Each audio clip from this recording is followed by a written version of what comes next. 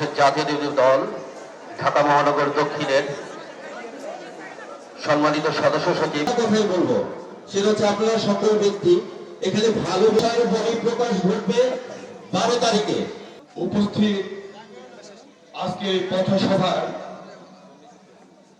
ঢাকা মহানগর দক্ষিণের সংগ্রামী সদস্য বিএনপির জনাব আনোয়ার কবির কারণে আমি যারা উপস্থিত রয়েছেন সকলের কাছে ক্ষমা চেয়ে নিচ্ছি।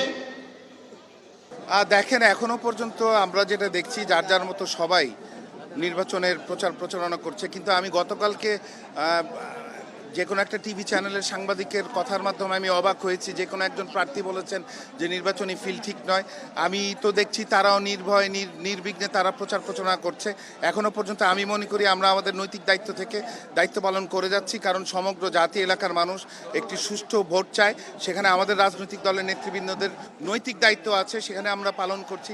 আমি মনে করি যে আমাদের দায়িত্বের জায়গা থেকে আমরা সর্বোচ্চ চেষ্টা করব যাতে আইন শৃঙ্খলা পরিস্থিতি আমাদের জায়গা থেকে যতটুকু দায়িত্ব পালন করার কথা সেটা আমরা করবো, যাতে মানুষ নির্ভয় নির্বিঘ্নে উৎসাহ উদ্দীপনা নিয়ে ভোট কেন্দ্রে ভোট দিতে পারে।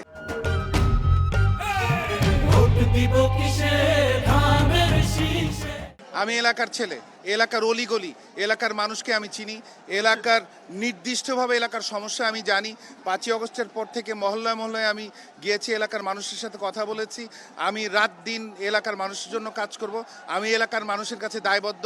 এই এলাকার মানুষ তাদের হাতের নাগালে আমি থাকি, যে কোনো সময় আমাকে তারা খুঁজে পাবে এবং এলাকার মানুষ আমাকে দায়বদ্ধ করতে পারবে। এই জন্যই আমাকে এলাকার মানুষ ভোট দিবে।